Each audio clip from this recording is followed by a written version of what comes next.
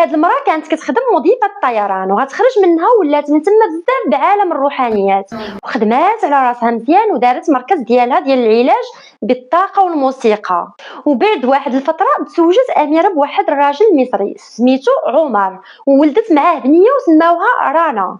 أميرة واحد الليلة كانت كدير في الطقوس ديال الروحانيات ديالها في دارها، وكان راجلها وبنتها ناعسين، وفجأة راجلها سمع الصوت ديال بنتو كتبكي، وغيسمع مراتو كتبكي حتى هي وكتغوت، وملي مشى يشوفهم غيلقى مراتو شاده في يديها واحد المقص وجالسه، ومشى كيجري يطلع على بنته وهو يلقاها غارقه في دمها وميته، وعيط للبوليس. وهنا اميره اعترفت بشي حوايج اللي كيصدموا، قالت بانها ملي كانت كدير في الطقوس ديالها شافت النبي موسى والنبي عيسى، وقالوا لها انهم اختاروها باش تكون هي مريم العذراء، وامروها انها تسلم كل شيء يطلع معاهم السماء عن طريق انها تنتحر، والا بغات تهز معاها ولا تجيب معاها شي واحد